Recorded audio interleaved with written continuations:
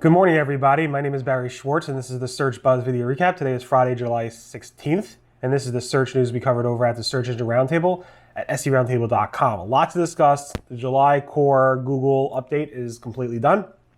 I'll tell you a little bit about that in terms of the rollout. The Google Page Experience update, lots of little updates around there. Google Posts for Knowledge Panels are going away, not the MyBusiness posts, but the Google Posts for Knowledge Panels specifically. Microsoft Advertising launched video extensions for Bing and a lot more, so stay tuned. And of course, I'd like to thank our sponsor, Loud Interactive. Thank you so much for sponsoring, and definitely check them out. Brett D. Payne runs the company, great guy, Chicago-based SEO firm, so please check them out and thank them for sponsoring.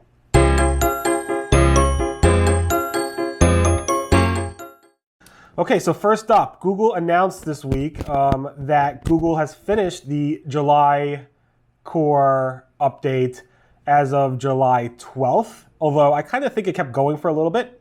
Again, so Google announced the July core update on July 1st. It rolled out for 12 days, finishing on July 12th, according to Google. Well, they said effectively complete, meaning not 100% complete. Effectively, is that effectively 100%? I'm not sure, but a lot of updates, like I said. So we had the July core update between July 1st and 12th, maybe a little bit longer. The June core update between June 2nd and 10th. Also, between that, we had the product reviews update back in April. We had the Predator update around June 10th. We had the page experience update starting on June 15th through the end of August, so that's still going on. Two spam updates, one on the 23rd of June and one on the 28th of June. And then we had this July core update on the 1st through the 12th. Lots of theories out there. I warn you, I read some blog posts that are like, I don't know, relating stuff to this core update are completely not related. Just be careful what you read. Core updates are really about the site itself and the quality. It's not about how Google changes their search results, features, and stuff like that. If you start seeing new features in the search results, not related to core updates. A lot of theories out there. Just be very, very careful. Google has laid out what you could do to improve your website. So just do a search for Google Core Update advice, and you'll find it. The tracking tools kind of ticked on, meaning Google said it was effectively complete on the 12th of July, but I think even on the 13th or the 14th, we saw continued fluctuations probably from this July core update. I think that's why Google used the word effectively complete. But at the same time, I think if you would have been hit by it, you would have seen the biggest impact of this July core update on the 2nd of July, as well as on the July 9th. You may have seen some other tweaks around July 12th or so, 13th and 14th, but mostly the 2nd and 9th. And you'll know if you were hit either positively or negatively. So definitely take a look at that. Also, we saw around the same time local search result ranking, local pack changes, Google Map changes and rankings. And I asked Danny Sullivan, why do they line up? It seems like maybe the core update has had an impact on this local results. And I asked Danny Sullivan, can you say if the core updates impact local results, local pack? And he said, no, it doesn't really impact that. So maybe they're unrelated, but we definitely saw some fluctuations in the local results around then as well. So starting this coming Tuesday, July 20th, Google will be removing the ability for people to use Google Post in their knowledge panel. So if you have a verified knowledge panel in Google search, this is not Google My Business. Google My Business posts are not going away. But if you have a verified knowledge panel as an artist or as a person of whatever, notability or whatever, you just have a knowledge panel for your own brand or something, you will not be able to do Google Post anymore for it starting on July 20th, this Tuesday. Google sent out emails to people who have used it in the past saying it's going away. So definitely keep that in mind. Again, Google My Business posts are not going away. This is specifically to the knowledge panel, not the local knowledge panel. John Mueller gave a little bit of a tidbits around the Google Page Experience update. He basically said that you will start to feel a benefit from the Google Page Experience update when your core web vitals have broken out of the poor area and exceeded to the yellow, like the good or needs improvement, as well as the good green. So as long as you're not in the red, you'll start to see an improvement there, although you probably won't even see it because this page experience update is very, very weak and a tiebreaker. In terms of PDF documents, people are saying, hey, my PDF documents are showing up and the Core Web Vitals is being poor and whatever. And John Mueller said, we ignore PDFs for the most part when it comes to Core Web Vitals and mobile friendliness, so just ignore them. There's nothing specific you need to do. And that does not mean make your website all PDFs. That's not what John's saying here. He's not saying make your website all PDF documents. He's saying that they ignore it when it comes to the page experience update. So definitely feel free to use PDFs. It's not going to hurt you. It's not going to benefit you either, but just feel free to use them. And in Google Search Console, in the AMP reporting, specifically the page experience report, when they show AMP results, Google's going to now link you to the AMP page experience guide for debugging, as opposed to showing you that debugging directly in the Google Search Console experience. So keep that in mind. New editorial guidelines are coming out for the job listing structure data schema.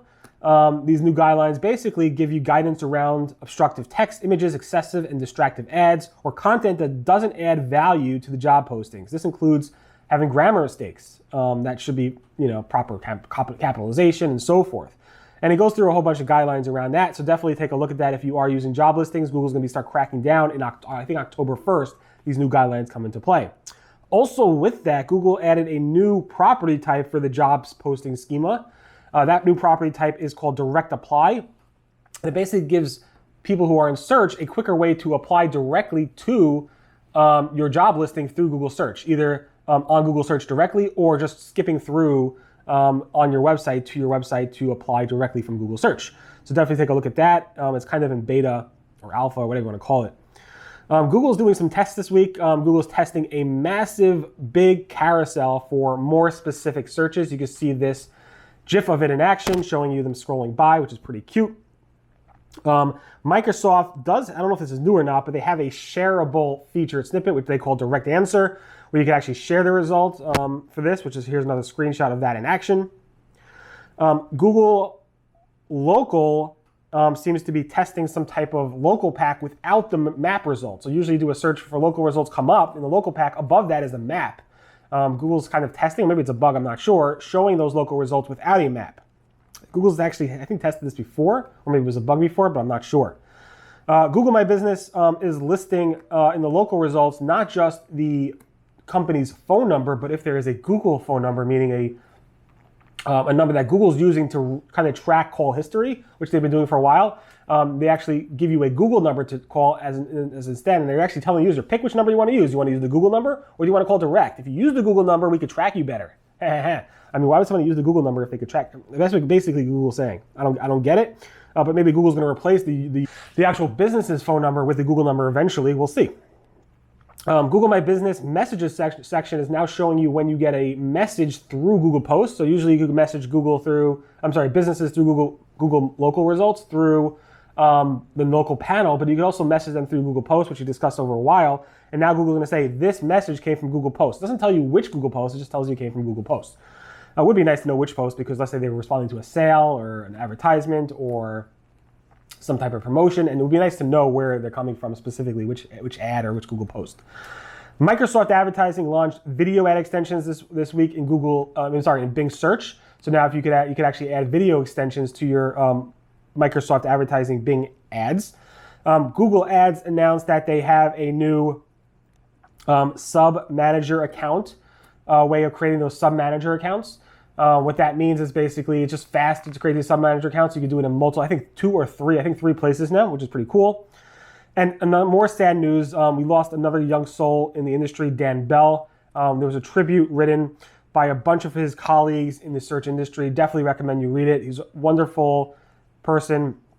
It was written by a bunch of people in the space, including Nicola Scott, Amy McCartney, Sally Edgar, and Pete Young. So definitely take a look at that tribute.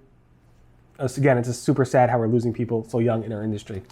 Any event, thank you so much for listening to the Search Buzz video recap. My name again is Barry Schwartz. This is the search news we covered over at the Search Engine Roundtable at seroundtable.com over the past week. Again, thanks to Loud Interactive for sponsoring. Really appreciate that. Check them out at loud.us. Everyone have a great weekend. Be safe, be well. Again, today is Friday, July 16th. Have a good one. Bye-bye.